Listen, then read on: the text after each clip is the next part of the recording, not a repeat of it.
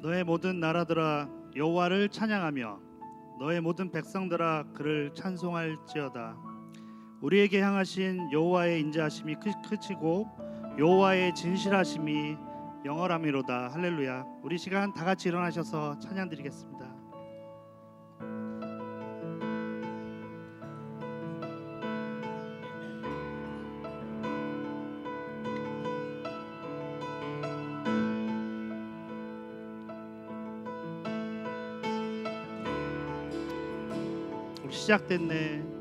시작됐네. 우리 주님의 능력이 나의 삶을 다스리고 새롭게 하네. 자유하네. 죄와 사망으로부터 나의 삶은 변하구나. 충만하네. 우리 처음부터 시작됐네.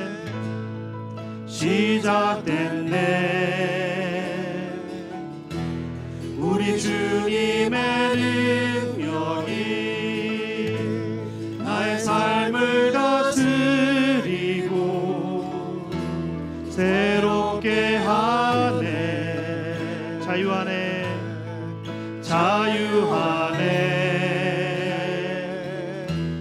죄와 사망으로부터 나의 삶은 변하구나. 충만하네. 은혜로다.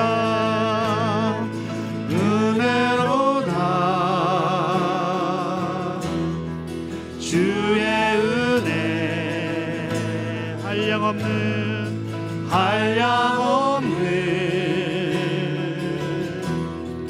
주의 은혜로다. 주의 은혜 변함없는 신실하신 주의 은혜.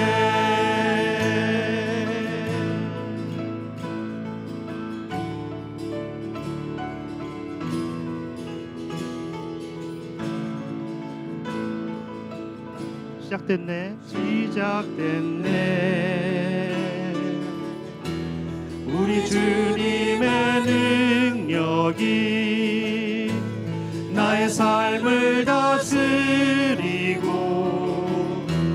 새롭게 하네. 자유하네. 죄와 사망으로부터 나의 삶은 변하구나. 충만하네. 은혜로다.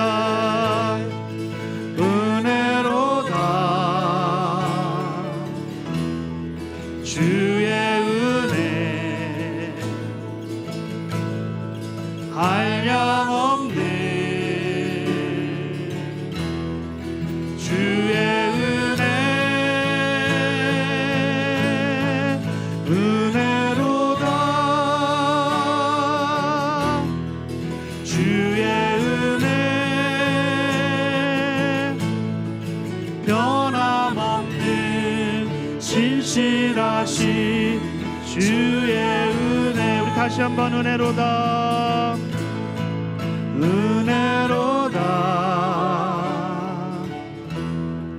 주의 은혜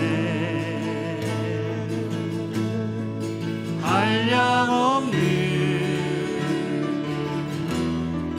주의 은혜 은혜로다. 주의 은혜 변함없는 신실하신 주의 은혜. 변함없는 신실하신 주의 은혜.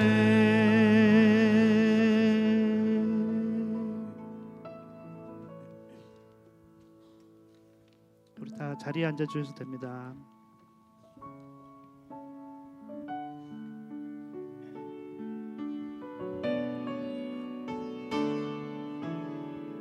예수 나의 좋은 치료자, 예수 나의 좋은 치료자, 그의 눈이 머문 곳은 나의 슬픔과 고통. 고개를 들어 그의 눈을 볼 때에 난 알았네. 예수 나의 좋은 치료자. 예수 나의 좋은 치료자, 예수 나의 좋은 치료자, 그의 손길이란 곳은 나의 상처와 아픔, 영원히 흐를 것 같았던 눈물 다 멎었네. 예수 나의 치료자. 나 노래하리라. 나 노래하리라. 천한 나를 돌아보신 구세주를 찬양해. 하늘 닿는 곳까지 내 손 들리라. 예수 나의 치료자. 우리 처음부터 예수 나의 좋은 치료자, 예수 나의 좋은 치료자, 그의 눈이 머문 곳은 나의 슬픔과 고통. 고개를 들어 그의 눈을 볼 때에 난 알았네. 예수 나의 좋은 치료자. 예수 나의 좋은 치료자, 예수 나의 좋은 치료자, 그의 손길이 단 곳은 나의 상처와 아픔, 영원히 흐를 것 같았던 눈물 다 멎었네. 예수 나의 치료자. 나 노래하리라. 나 노래하리라. 전한 나를 돌아보신 구세주를 찬양해. 하늘 닿는 곳까지 내 손 들리라. 예수 나의 치료자. 나 노래하리라. 나 노래하리라. 선한 나를 돌아보신 구세주를 찬양해. 하늘 닿는 곳까지 내 손 들리라. 예수 나의 치료자. 우리 십자가, 십자가, 십자가, 십자가, 그 그늘 아래 내 소망이 있네. 십자가, 십자가, 그 그늘 아래 내 생명이 있네.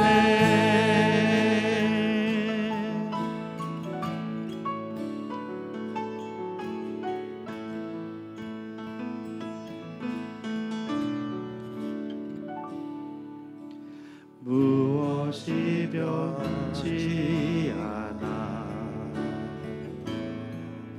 내 소망이 되며, 무엇이 한결같아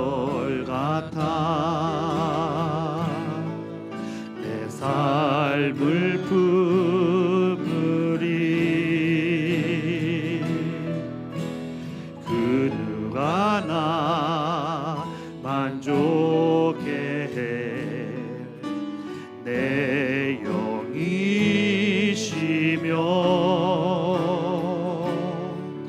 그를 기다려 내 영이 기쁘리.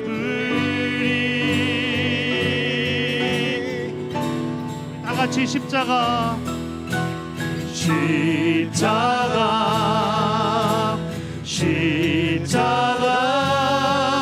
그 그늘 아래 내 소망이 있네. 십자가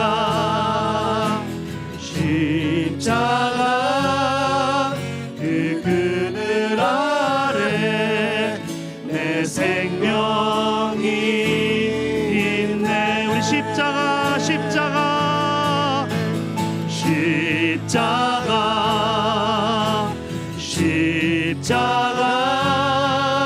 그 그늘 아래 내 소망이 있네. 십자가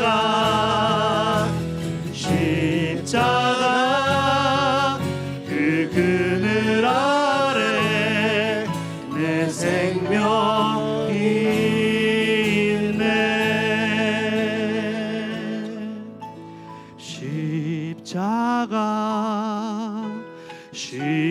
십자가 그 그늘 아래 내 소망이 있네.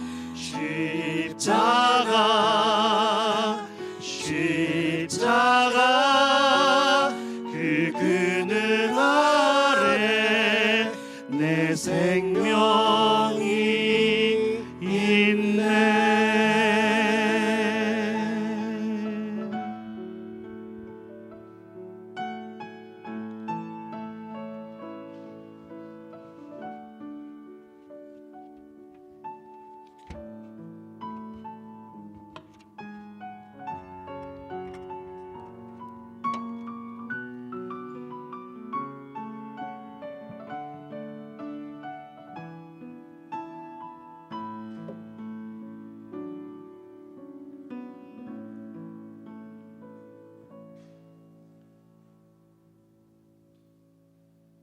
지금도 계시고 전에도 계셨고 앞으로 오실 전능하신 우리의 주 하나님, 하나님 아버지의 아름답고 놀라우신 사랑에 찬양과 경배를 올립니다.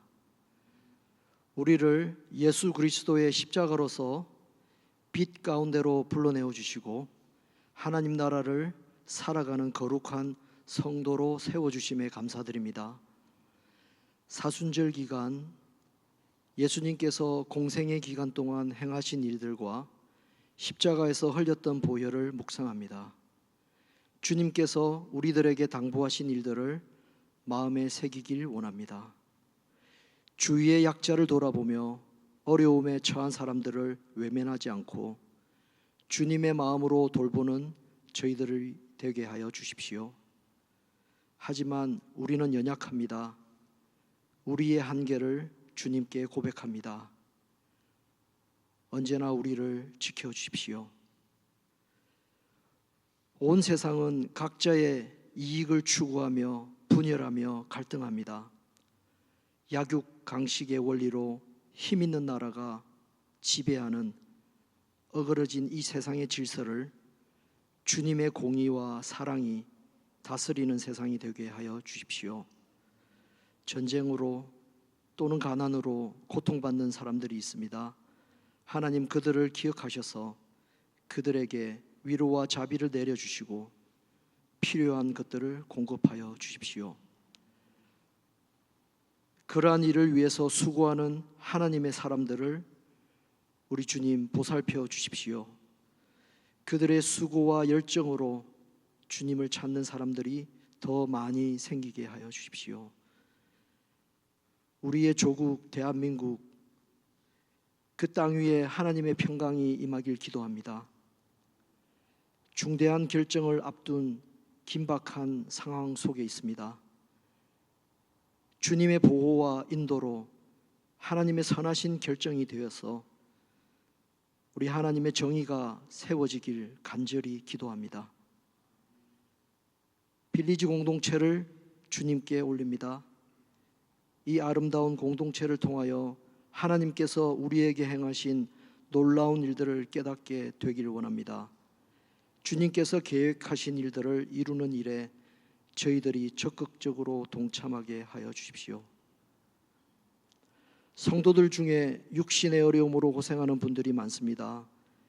그들에게 주님의 치유의 손길을 비추셔서 건강에 차도가 있게 하시고 보살피는 가족들에게는 위로가 되어서 그분들이 주님과 함께 안식이 있는 삶이 되게 하옵소서. 말씀을 받습니다. 이 시간 성령 하나님의 은혜가 임하여서 이 말씀으로 우리의 심령을 충만하게 채워주십시오. 예수님의 이름으로 기도합니다. 아멘.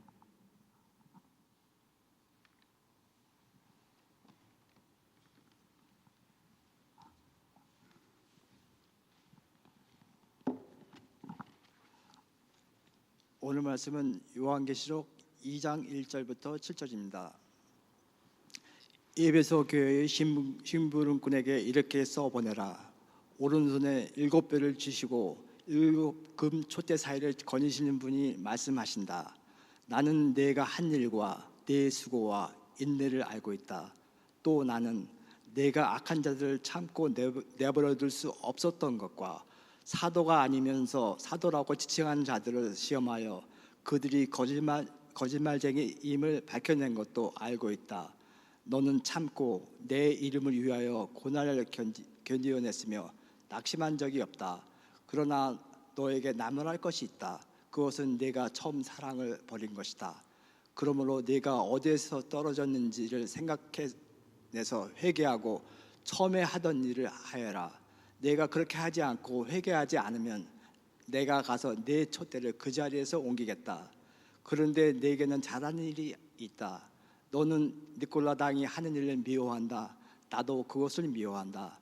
귀가 있는 사람은 성령이 교회들의 하신 말씀을 들어라. 이기는 사람에게는 내가 하나님이 낙원에 있는 생명나무의 열매를 주어서 먹게 하겠다.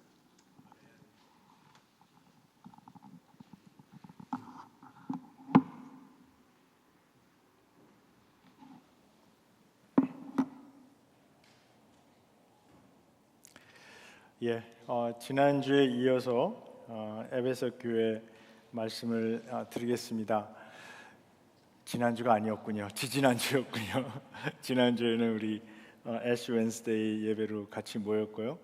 그래서 2주 전에 말씀드린 게 어떻게 기억이 나실지 모르겠네요. 간단히 말씀드리면 제가 이제 에베소 교회의 전체적인 그 어떤 역사적 배경이랄까, 그 또 1세기경의 에베소가 어떤 모습을 가졌는지에 대해서 말씀을 드렸고요. 주로 이제 1절부터 3절까지는 좀 제가 설명을 좀 드린 것 같습니다. 그 주님께서 주로 이제 칭찬하셨던 모습입니다. 그 주님께서 이 에베소 교회가 그동안에 견디고 어려운 가운데서도 견디면서 참고 주님의 일을 하고 또 사도가 아닌데 자칭 사도라고 하는 사람들을 이제 그들의 정체를 드러내서 거짓말쟁이임을 이제 밝히는 그런 일도 했고요. 그래서 이 교회는 굉장히 참 신실하고 그리고 또 건전한 신학을 지키려고 했던 그런 교회였습니다.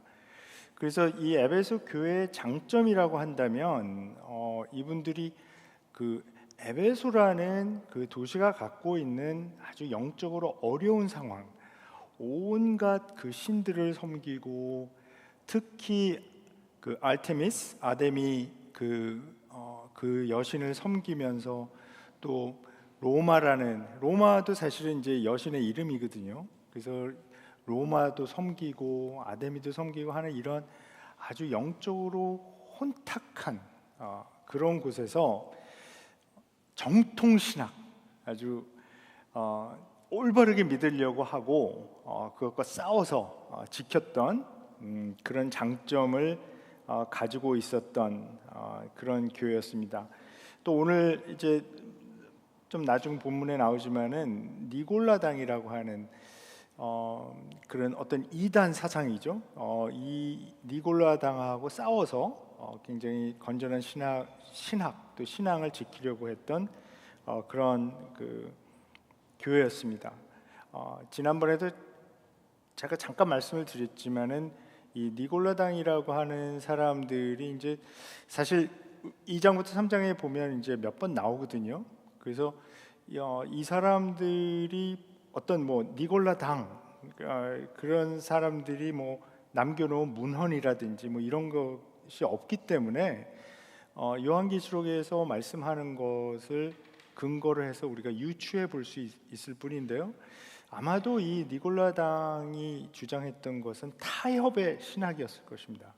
그러니까 너무 그렇게 뻣뻣하게 그 예수님만 믿는다 그러지 말고 좀 마음을 열고 세상에서 주는 유익도 좀 취하고 여러 가지 좋은 것들도 같이 받아들이는 아마 그런 타협적인 그런 신앙을 가르쳤던 것 같은데 그것을 이제 물리쳤습니다. 에베소 교회에서요. 그런데 에베소 교회의 약점, 그 예수님한테서 책망을 받았던 것은 그 장점과 사실 좀 맞닿아 있습니다. 4절에 나오는데요. 그들은 처음 사랑을 버렸다. 이렇게 주님께서 말씀하십니다. 이 에베소 교회가 지키려고 했던 그 건전한 신학, 또 타협하지 않는 어떤 신앙 그 중심에는 사랑이 있었어야 했습니다. 그런데 교리나 신학을 지키려고 하다가 이 사랑을 잃어버린 것입니다.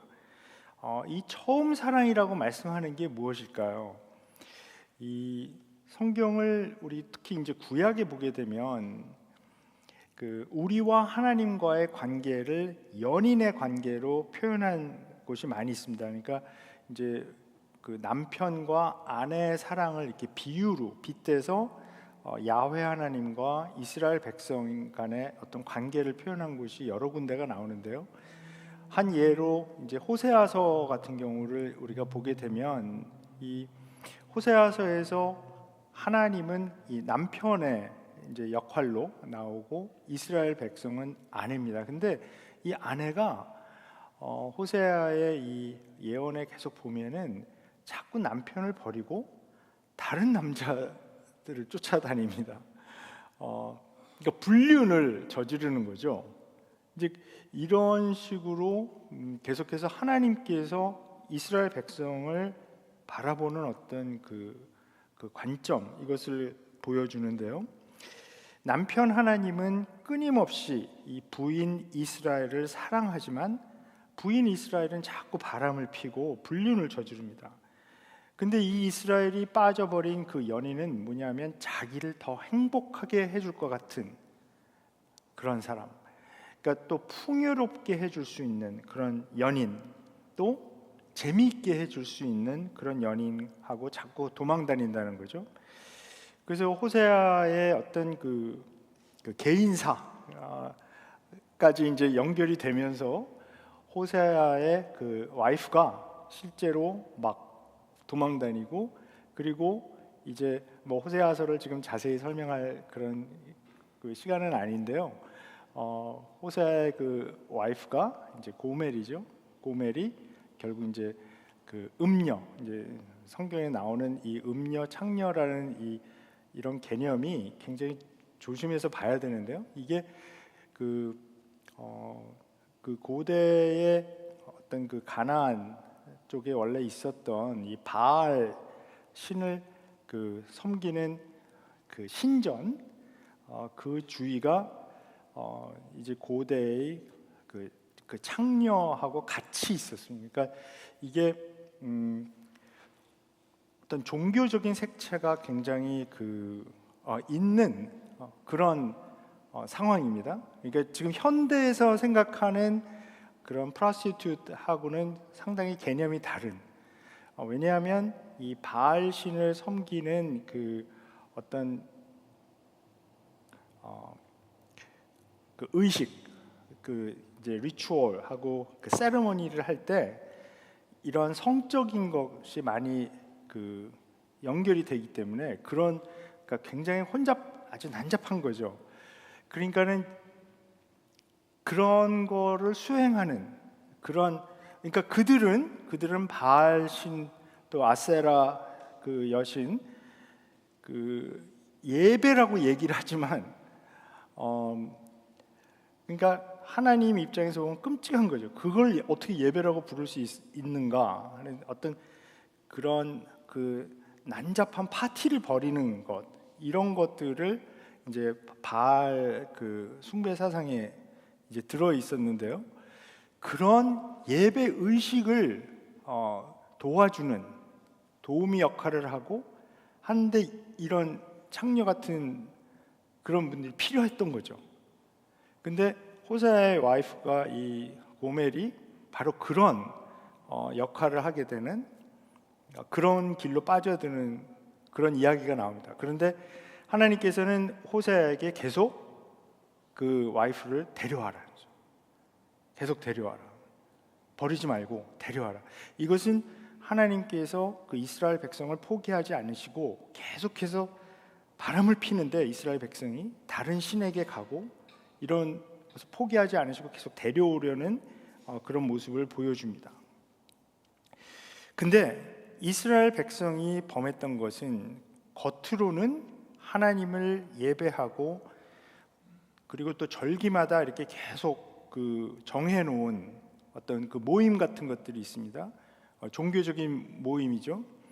이런 것들에 계속해서 참여를 하지만은 속으로는 다른 신을 더 신뢰하고 온통 마음을 빼앗겨 있는 그런 상태, 그런 것을 보여줍니다.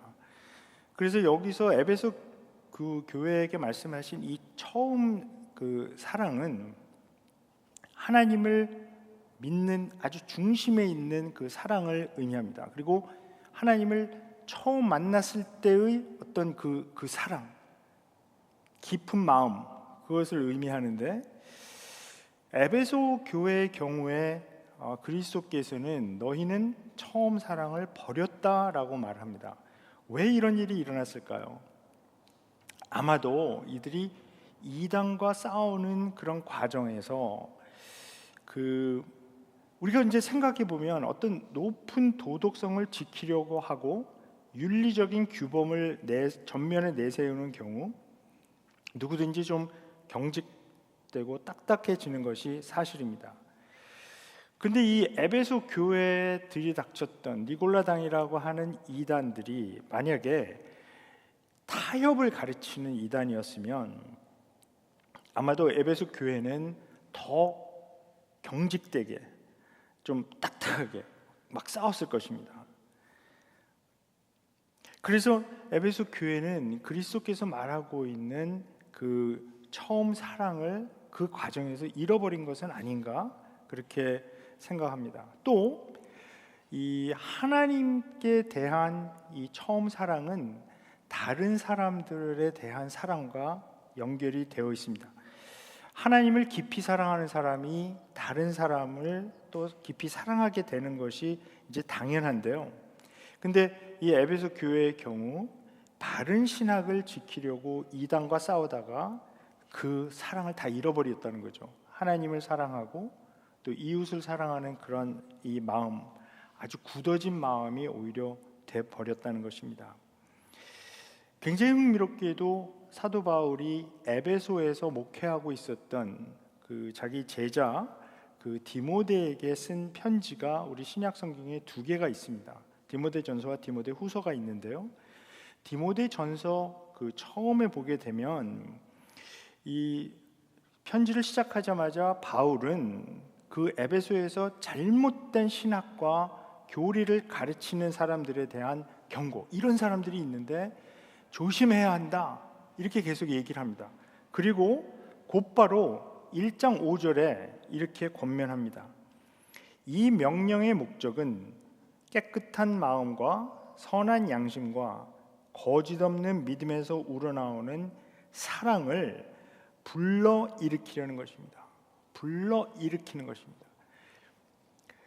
그러니까 지금 이제 사도 바울이 디모데전서 이렇게 6장까지 있는데 쭉 보게 되면 이 잘못된 그 신학 사상, 이단 사상 이런 것에 대한 말씀이 굉장히 많이 있거든요. 근데 처음에 딱 보면 이렇게 말하는 모든 그 명령의 목적이 뭐냐면 결국 사랑을 불러일으키려는 것이다. 언뜻 이것을 보면 잘 이해가 안 됩니다. 왜냐하면 잘못된 이단 사상하고 잘못된 교리를 가르치는 사람들하고 싸우려면 정신을 똑바로 차려야 한다 이런 얘기를 할 것 같은데, 근데 이렇게 주는 이 인스트럭션의 모든 목적, 가장 중요한 목적은 그 과정에서 사랑을 잃지 말라는 것입니다. 이단과 싸우면서 생길 수 있는 위험에 대해서 미리 차단하는 것입니다. 깨끗한 마음과 선한 양심과 거짓 없는 믿음에서 우러나오는 사랑을 불러일으키려는 것이 목적이다, 이렇게 밝히고 시작합니다. 만약에 우리도 건전한 신학을 지키려다가 사랑이 없어지면 다 헛것이기 때문입니다. 한국 교회도 그런 역사가 있죠. 일제 강점기 때 신사참배 문제로 이제 뭐 그때는 이제 주로 이제 장로교단 얘긴데, 장로교단 중에서 이제 대부분 다 신사참배 문제 때문에 다 넘어졌습니다. 사실 그게 이제 굉장히 힘든 문제였기 때문에 근데 그 신사참배를 끝내 거부하고 막 순교하면서까지 지킨 그 소수의 그 목사님들과 또 교인들이 있었죠. 결국 이제 해방되고 나서 이분들이 주로 이제 부산 근처에 이제 많이 계셨었는데, 이분들이 이제 그거를 나는 그 신사참배한 사람들하고는 도저히 같이 신앙생활할 수 없다, 그래서 이제 교단이 따로 만들어지지 않습니까? 한국교회 역사를 좀 아시는 분들은 다 아실 텐데요. 근데 이제 그 훌륭한 신앙을 이제 지키신 분들이죠. 근데 그분들도 이제 어떤 때 비판받는 것은 굉장히 사랑이 없다, 이런 또 비판도 받긴 합니다. 그래서 그런 일은 사실 그 2000년 전에 에베소 교회에서만 있었던 것이 아니고 현대에도 충분히 일어날 수 있는 것이고요. 한국 교회 요즘도 이단에 많이 시달리고 있습니다. 제 생각에는 그 한국 교회가 지금 너무나 이단이 일어나는데 너무나 취약한 그런 상태가 됐다라는 그 비판을 많이 받고 있는데, 제 생각에는 그 이유가 어떤 분들은 한국에 신천지, 구원파, 다락방 이름도 굉장히 많습니다. 근데 어떤 분들은 이제 한국에서 이단을 믿는 사람들이 300만 명에서 500만 명까지 된다고 그러는데, 요즘 하도 한국의 교인들이 줄어서 얼마 되지도 않는데 그 중에 이렇게 많은가 이런 생각도 들긴 하는데요.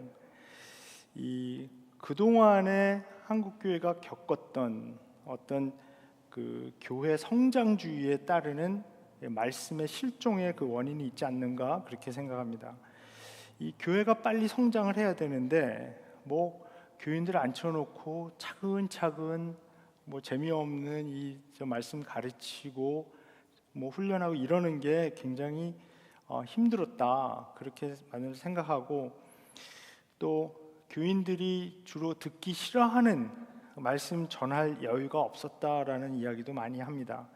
왜냐하면 이제 인구 이동에 따라서 서울로 많이 사람들이 이제 모이고 그러는 상황이, 그런 현상이 일어났는데, 거기서 이제 어떤 교회들은 다 그런 건 아니었지만 어떤 교회들은 너무나 많이 밀려드는 그 교인들 때문에 정신을 차릴 수 없을 정도로 한 주에 몇백 명씩 등록하는 교회도 있고 그렇다고 그런 얘기를 오래전에 전설같이 많이 들고 했는데요. 그렇게 사람들이 많이 몰려오는데 거기서 말씀을 가르치고 이런 거 교육을 할 그런 여유가 없었다. 그런 이야기들을 많이 합니다. 그러다 보니까 그 언젠가서부터 이 단에서 전해지는 그 설교에서 하나님의 말씀이 설 자리가 없어지고 대신 귀를 즐겁게 하는 그런 이야기들이 이제 판치기 시작했다, 그런 이야기도 많이 합니다. 제가 솔직히 말씀드리면 제가 지금부터 굉장히 교만한 말을 좀 하겠습니다.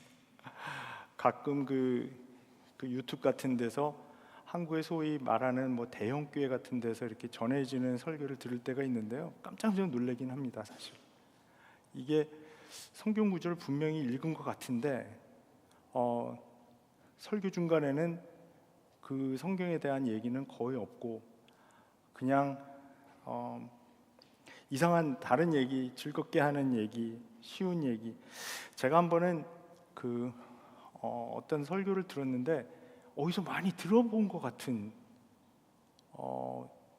굉장히 익숙한 얘기가 있어서 이 얘기를 내가 이 설교를 어디서 들었나? 생각해 보니까 제가 그때가 5월 달이었는데요. 그러니까 가정의 달이라고, 그래서 이제 5월 달이 되면 그 가정에 관한 설교를 하지 않습니까? 근데 어떤 잡지에서, 그러니까 기독교 잡지가 아니고요, 그냥 잡지인데 가정에 대한 어떤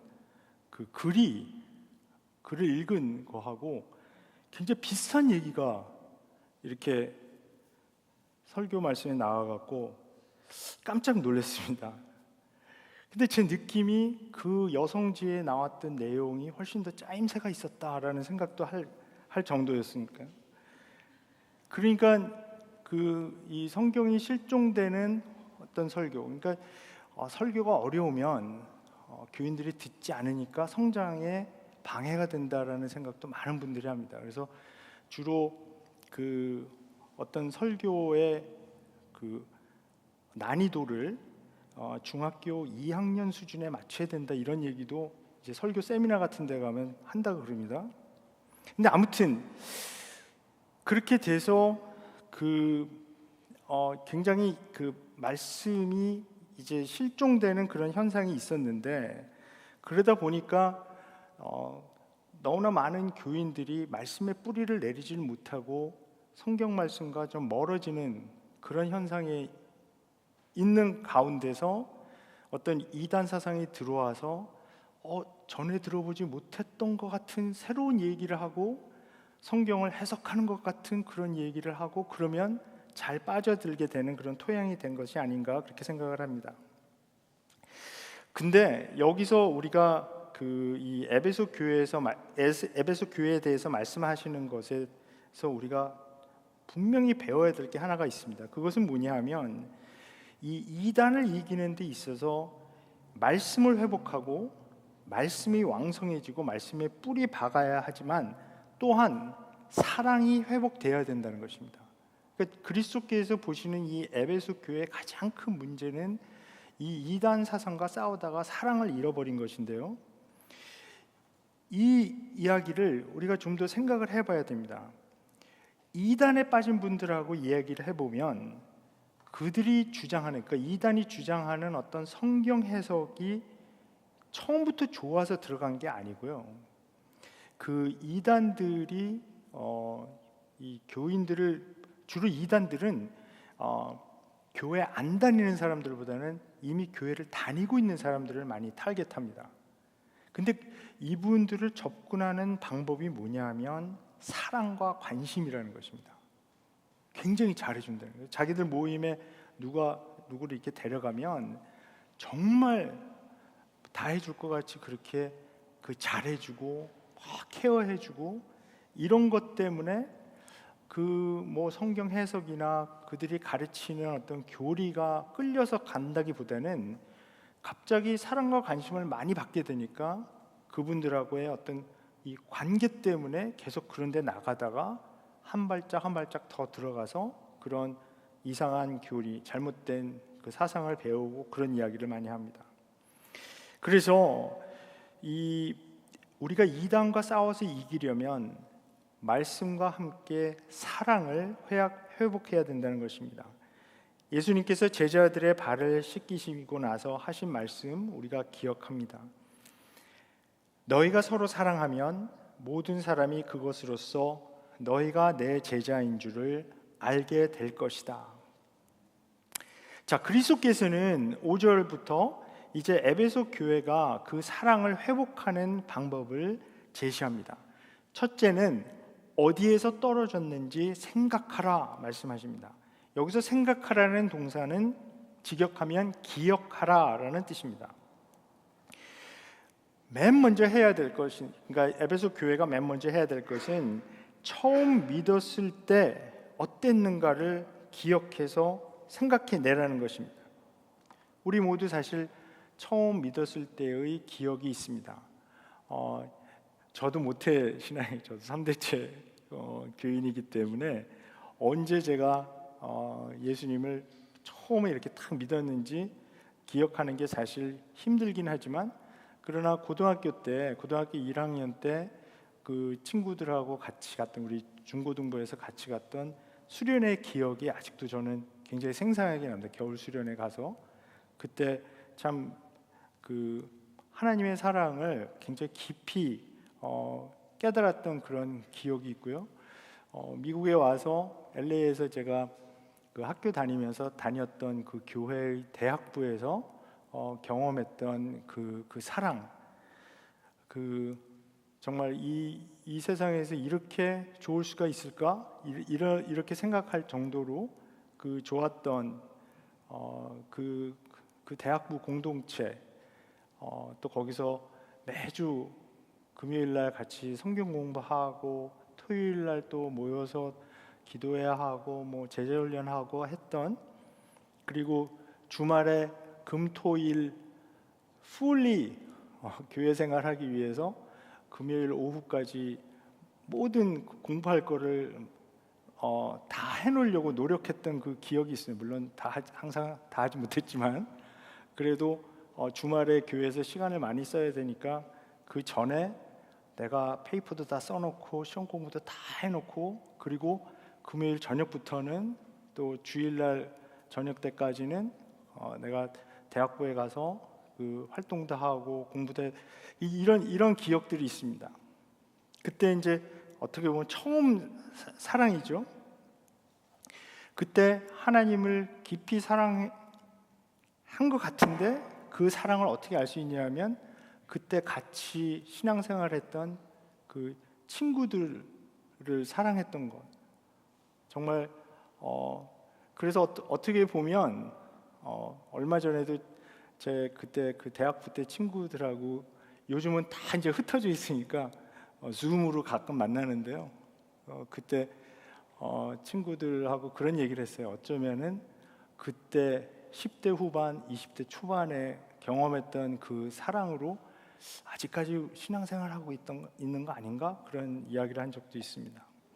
그 사랑이 어떻게 되었는지, 그 처음 사랑이 어떠했는지를 이 에베소 교회가 생각해내야 한다는 것입니다. 두 번째와 세 번째는 연결이 되어 있습니다. 두 번째는 회개하라 말씀하고 처음에 하던 일을 하라 이렇게 말씀합니다. 이 회개하라는 말씀은 아주 간단히 이야기하면 유턴하라는 말입니다. 그러니까 가던 길에서 거꾸로 돌아서 다시 가라. 그래서 처음에 하던 일을 하라. 그들의 행동을 지금 바꾸는 것입니다. 그러니까 초심으로 돌아가서 첫사랑을 회복해서 처음 믿었을 때의 그 모습을 회복하는 것, 그것이 해결책이라는 것입니다. 근데 그리스도의 말씀이, 사실 그 다음에 나오는 말씀이 굉장히 무서운 경고입니다. 만약 회개하지 않는다면 촛대를 옮겨버리겠다. 이 촛대가 옮겨지면, 여기 지금 1장에서부터 계속해서 이 촛대에 관한 이 말씀이 나오는데요. 이것은 하나님께서 함께 하시는 그 임재 아닙니까? 하나님께서 그 촛대를 옮겨버린다면 그리스도께서 주시는 그 권위와 능력, 빛이 없어집니다. 처음 사랑이 사라진 이 교회, 이 에베소 교회는 건전한 신학을 지키려고 하다가 처음 사랑이 사라진, 아주 굳어져 버린, 경직된 사람들에게서 사랑이 사라진 교회가 되었다는 것입니다. 그랬을 때 빨리 돌이켜서 그 처음 사랑을 회복하지 않으면 하나님께서 촛대를 옮겨버리겠다. 어떻게 보면 하나님의 사랑을 잃어버렸다는 것은 다른 사람들에 대한 사랑이 같이 없어졌다는 것이 되거든요. 그렇게 된다면 이 에베소 교회는 지금 껍데기만 남겨진 교회라고 말할 수 있습니다. 생명력이 사라져버린 교회죠. 관성적으로 그냥 의식으로서 드리는 예배에 대해서 우리 잘 알고 있습니다. 어떤 영적인 감동도 없고 습관적으로 그냥 맨날 하던 거 똑같이 하는 어떤 감동 또 익사이먼 그런 거 없이 교회 생활하는 것이 얼마나 힘든지 우리가 잘 알고 있습니다. 그런 일이 일어나기 원치 않기 때문에 처음 사랑 우리가 회복해야 합니다. 그런데 이 메시지는 권면과 약속으로 맞춰집니다. 성령이 교회들에게 하시는 말씀을 들어라. 그러니까 그리스도께서 하시는 말씀은 또한 성령께서 하시는 말씀입니다. 에베소 교회에게만 이 메시지를 주신 것이 아니라 교회들에게 주셨다 이렇게 말씀합니다. 우리 빌리지 교회 또 한인사역부에도 이 말씀을 주님께서는 주십니다. 처음 사랑을 회복하라. 그러면 약속이 있습니다. 그런데 그리스도께서 말씀하신 이 약속은 하나님의 낙원에 있었던 생명나무의 열매를 주어서 먹게 하겠다. 그 에덴 동산에 있었던 두 나무가 있었죠. 하나는 생명나무가 있었고 다른 것은 선과 악을 알게 하는 그 나무가 있었는데 이제 에덴 동산에서 그 아담과 하와가 쫓겨나면서 생명나무에 접근하는 것 자체가 금지되었습니다. 그런데 예수께서는 그 생명나무에 접근해서 거기서 열매를 따먹게 하겠다. 어린 양 예수의 죽음으로 이제 생명나무의 열매를 따먹을 수 있게 되었습니다. 이제 마지막에 요한계시록 22장에 가게 되면 이 생명나무에 관한 이야기가 다시 한번 등장합니다. 근데 거기서는 이 생명나무의 열매를 말하는 게 아니라 그 생명나무에 있는 잎사귀에 대해서 이야기합니다. 그리고 그 잎사귀는 만국을 치료하는 치료제로 쓰일 것이다 이런 말씀을 합니다. 그래서 이제 마지막에 그 하나님의 선교가 이루어지는 것을 보여주는데요. 이 생명나무의 열매는 구원받은 자들이 하나님께로부터 받을 수 있는 온갖 축복과 좋은 것들입니다.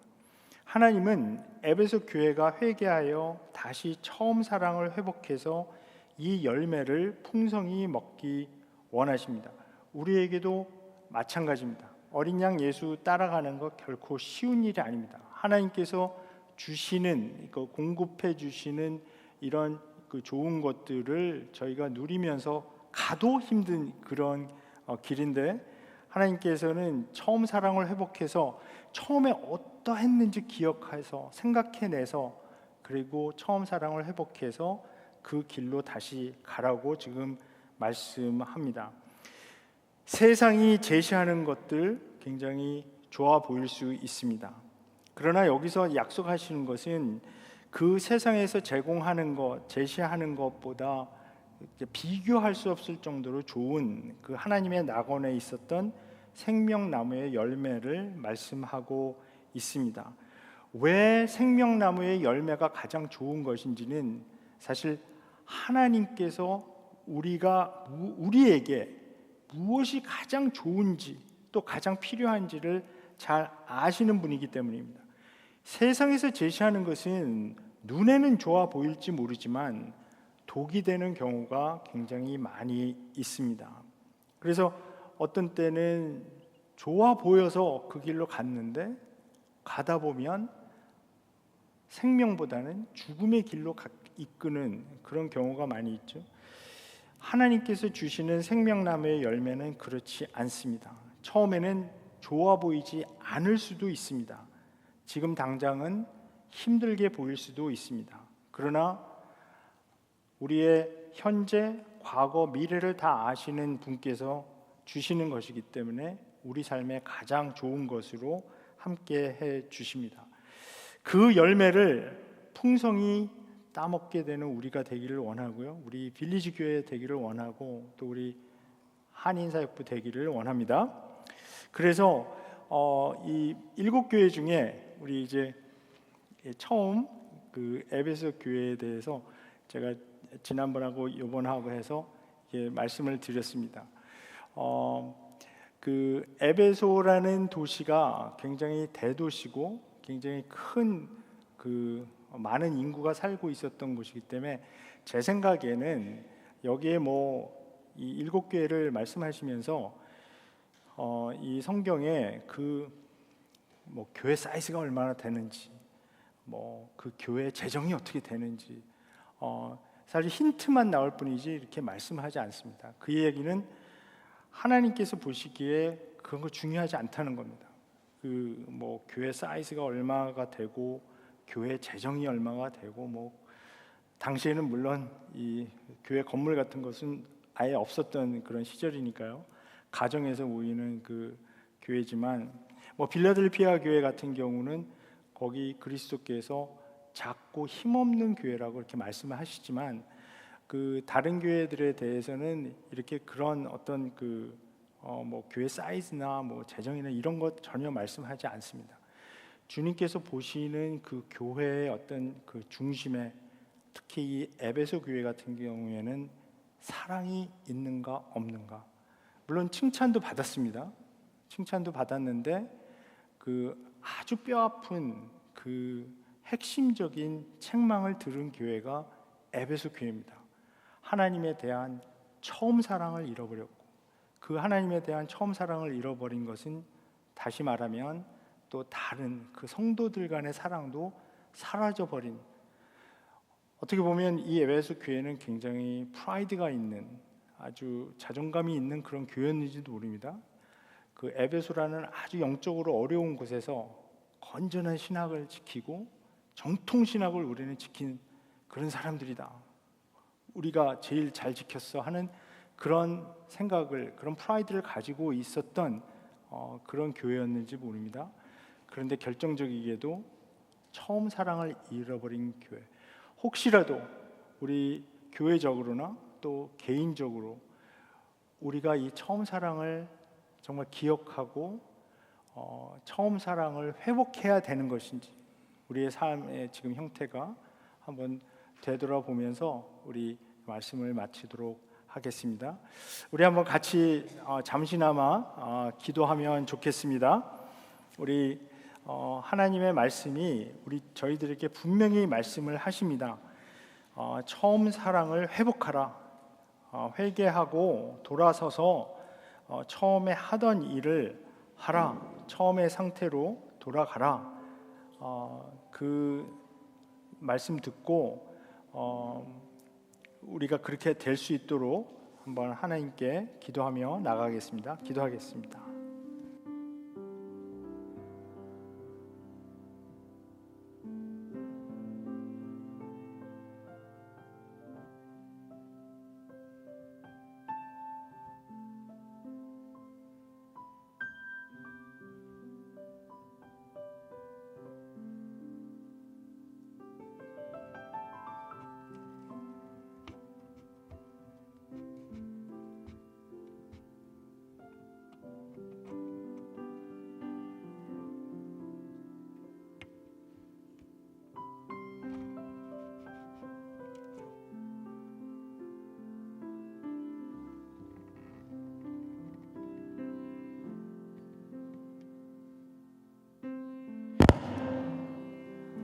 하나님 감사합니다. 저희들에게 이 에베소 교회에 주셨던 그 말씀을 저희들에게도 주시고 그래서 저희들이 이 말씀 받습니다. 하나님, 저희들이 혹시라도 처음 사랑을 잃어버렸으면 회복해서 주님을 다시 뜨겁게 사랑할 수 있게 도와주시고 그래서 우리 또 옆에 있는 형제 자매들, 우리 KF에 있는 형제 자매들, 또 우리 빌리지 교회에 있는 우리 성도들도 사랑하고 더 나아가서는 우리 이웃도 사랑할 수 있는 저희들로 삼아 주시옵소서.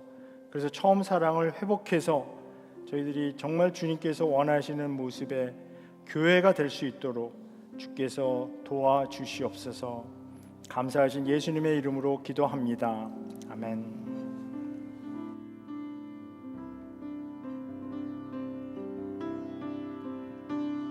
우리 다 같이 찬양하시겠습니다.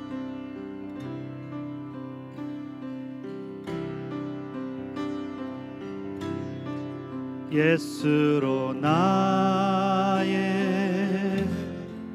구주 삼고 성령과 피로써 거듭나니 이 세상에서 내 영혼이 하늘의 영광 누리로다. 우리 다시 한번 예수로 나의 다 같이 일어나시겠습니다. 예수로 나의 구주 삼고 성령과 피로써 거듭나니 이 세상에서 내 영혼이 하늘의 영광 누리로다. 이것이 나의 간증이요 이것이 나의 간증이요 이것이 나의 찬송일세. 나 사는 동안 끊임없이 구주를 찬송하리로다.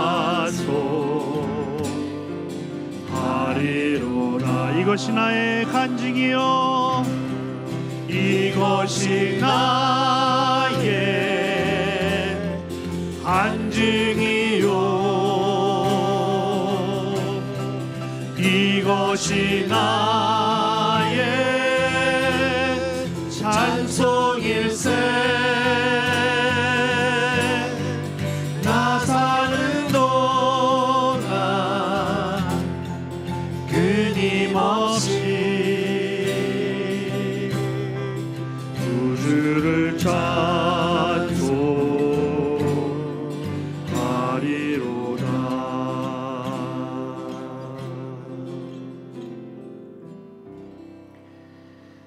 이제는 우리 주 예수 그리스도의 은혜와 하나님 아버지의 사랑과 성령님의 교제가 이제 처음 사랑을 회복해 하나님을 뜨겁게 사랑하기를 원하는 우리 귀한 성도들 머리머리 위에 지금부터 영원까지 함께 하시옵기를 간절히 축원하옵나이다. 아멘.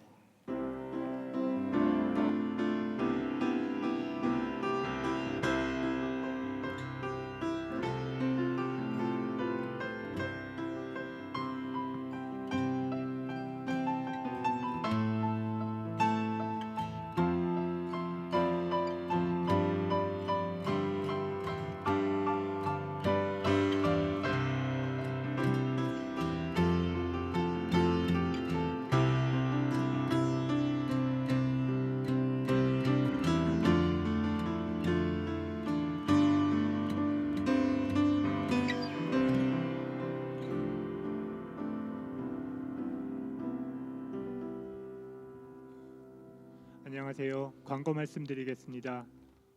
레바논 사역 관련해서 도움 요청이 들어왔던 내용입니다. 디지털 카메라, 그다음에 카메라 렌즈, 산발이와 스마트폰 같은 것들을 이번 주일까지 교회 사무실로 도네이션 해주시면은 제가 김도영 선교사님한테 전달해 드리도록 하겠습니다. 선교사님은 3월 20일 날 레바논에 출발하신다고 합니다.